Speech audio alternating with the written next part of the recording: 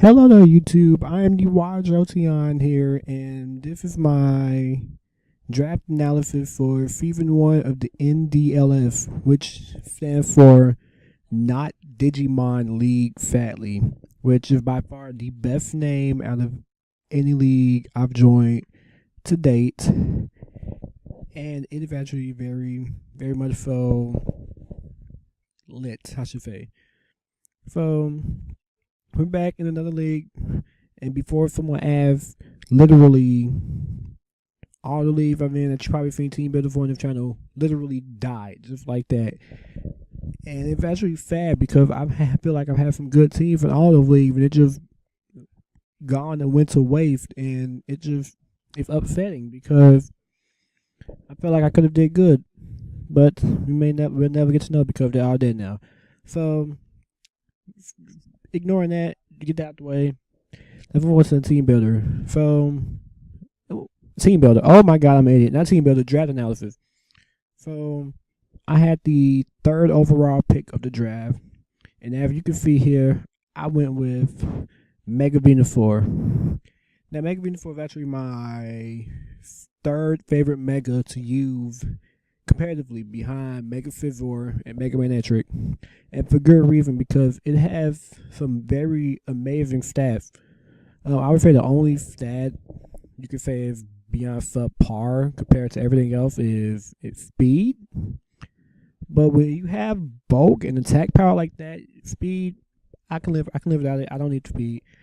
It has an amazing ability with thick fat, which reduces its damage to fire and ice type moves, so it really only has two weaknesses, being flying and psychic. And if you see the team up there, I basically took that out with my very next pick.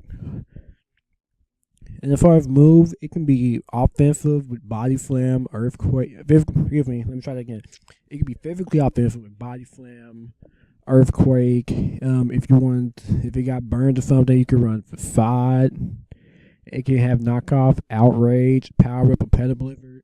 It can be special with Energy Ball, or Giga Drain, or Sludge Bomb. Synthesis for recovery. It can run Toxic and Fleet Powder. It gives both Reflect and Life Stream, but why the hell would you want to run dual screens on a Mega Venusaur? It also gives Leech Feet for recovery. This thing, I decided I wanted to build my team around this thing, which is why my next pick ended up being Weavile, because Weavile actually checks both the flying and the psychic type thing, which Mega Venusaur is weak to. Ice strong and flying, and Dark is actually immune to psychic, so that works very well. Plus, Weavile gives me speed that I don't have in Mega Venusaur, being based 125. If defensive, on the other hand, I kind of like the exact opposite of Mega Venusaur. It's kind of frail, like a glass cannon type thing. And it doesn't hit hard from the special side at all, only with base 45 special attack. But that physical attack matched with that speed is amazing. And long story short, Weavile is actually one of my V users for this season.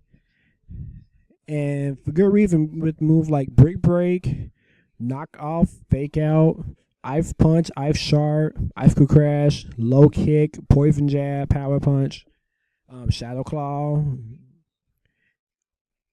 I feel like if I use this thing right, it can put in a lot of work for my team this season, but that's only if I use it right.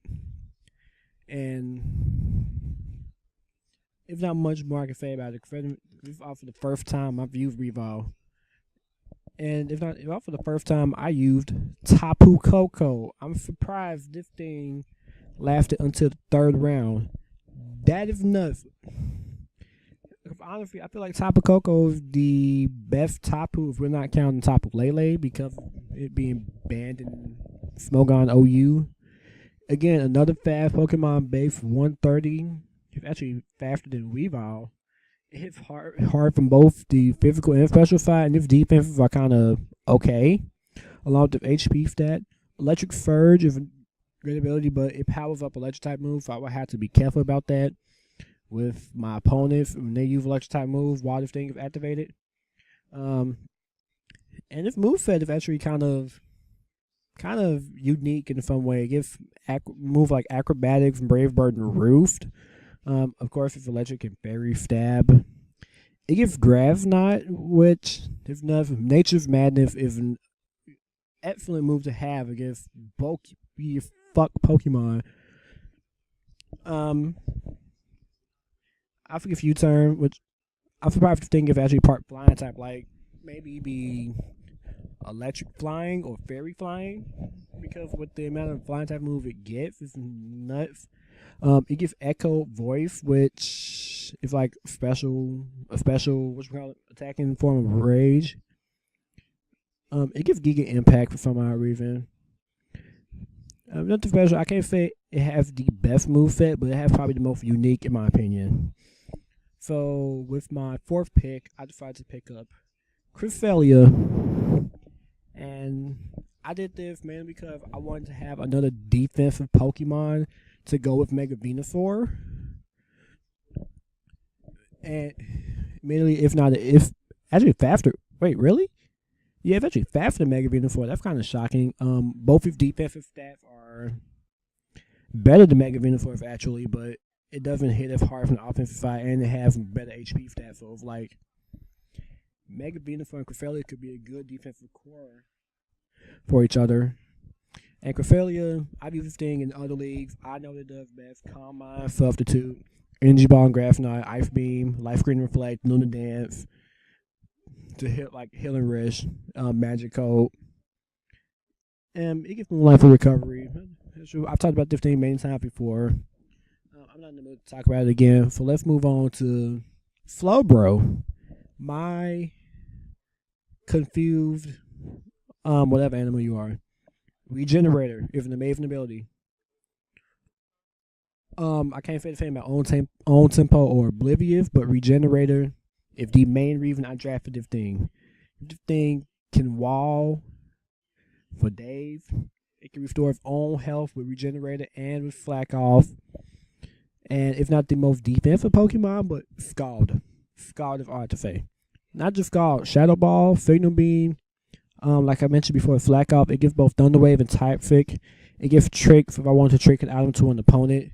It gives Tri Attack, which actually I didn't know up to be. It gives Focus Blast for coverage. Same with Fire Blast and Flamethrower. It also gives Earthquake and Drain Punch, which is kind of funny. Actually, but 2 Psychic types. I knew I was going to be in trouble, but I also knew I needed a defogger on my team, which led me to pick Staraptor.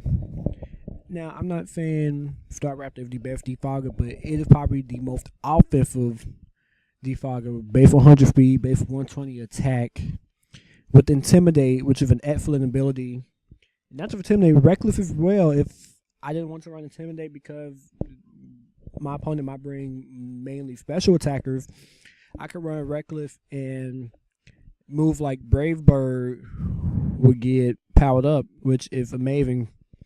And it has close combat to hit those rock and steel types that want to come in and scare it out. Final Gamut, final even though special, that's kind of amazing because it does damage based on the use of HP, so it can easily one-shot something if they're not prepared for it. It gives Pursuit. It can Pursuit Trap, not as well as Weavile, but it can Pursuit Trap. Quick Attack, obviously Roofed and Tailwind. U-Turn, Toxic Whirlwind, the main thing you expect the bird to have. And that was only the first half of my team. Next we have the second half, and this is where I really made the main mistake. Especially once you see what I ended up picking later on with Bisharp. I'm only going to have Bisharp for 1 week because right after the draft ended, I went and dropped it for Flurpuff. And Flurpuff mainly to be my cleric for other Pokemon because of its ability to Wish Protect. It can set up screens. It can use Cotton Guard, Calm Mind. It can use Aromatherapy to get rid of Flative on my other Pokemon. Or if I want to go offense, I can run a Belly Drum, Drain Punch Fed,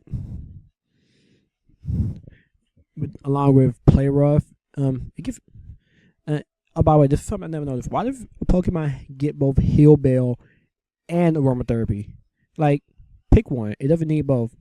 If I have abilities, I would say if you're going to get a team with the Pokemon you know will bring Spore, Sweet Veil would be the better ability to have, but about nearly every other time, Unburden is obviously better. And after we have Flygon.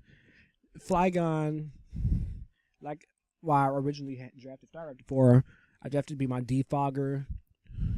So Staraptor doesn't have to do it. It can fit up Stealth Rocks, Levitate from the Maven ability, even though it's not reach the ground. It has your balanced staff. It's like the Mario of the team. If anyone gets that joke. It actually gets some Maven move as well, like Boom Burst and Bug Buzz. It gives Crunch, if main Dragon move, Draco Meteor, Dragon Claw, Dragon F fed up, Earth Power and Earthquake for ground stab. It gives the fire move for coverage. It gives ice types. Surprised it doesn't get Drain Punch. It does get Power Punch though. So, if like, what am I trying to say? I'm sorry if I found this combined blade. It's like 4 a.m. Yeah, I think Superpower. I would say Superpower would be better if you feel normal type. But other than that, this thing could actually do a lot. Wait, it doesn't get Stealth Rock? Wait, what? Oh, I thought it did. Oh, wow. Okay. So, after Flygon, I went and drafted Cobalion. And this is the Pokemon I'm probably the most excited to use on this team besides Tapu Koko. Being still fighting like Lucario, but it's more defensive. It's faster than Lucario, I believe. Feel free to correct me if I'm wrong. It can hit from both sides like Lucario. Justify a great ability because if I fend it on Dark type and that thing uses a Dark type move, it raises its attack with the moves like Close Combat and Facade, Flash Cannon for the Fairies, Calm Mind fed up from the Special Side. It gives Poison Jab and Iron Head, Rock Polish, Sacred Water, the signature move, and stuff. But this gives Stealth Rock. Okay, I'm confused now. It gives Volt Switch, which is actually kind of funny because it's like Magearna in a way. So my second to last Pokemon I drafted, Sigilyph, and this thing has always been a pain in my ass. So I decided I'm going to use it and be a pain to other people. Wonder Skin, great if a great ability if against Pokemon like Klefki or Sableye. Magic Guard is clearly a better ability. Its stats are so. It has average speed and I would say average special attack compared to other Pokemon on my team. It can get Air Flash, Ancient Power, which I like a lot. Calm Mind, Dark Pulse. It gets Thunder Wave, Roof. I'm not sure what role this thing is gonna have, but it may get I might end up deciding whenever I do use it. And for the last one I drafted was Rhydon, which is gonna be Eviolite with Rave defenses, Rockhead with great ability, Reckless with great ability. It also have great coverage in his moves. Except for the special type moves, forget them. They won't do nothing but Mega Horn, Ice Punch, Hammer Arm, Earthquake, Drill Run, Crunch, Body Slam, Brick Break, Rock Fly, Seismic Toss, Stone Edge, Superpower. You can't go wrong with that at all. So yeah, this was my team for this season. I know it's not the best explanation, but I tried with what I knew off of memory, and I'm actually hoping I do well this season. So thank you all for watching. If you enjoyed the video, please leave a like, comment, and subscribe for more content and battles coming in the future for the league. And I'll see you guys later. Peace.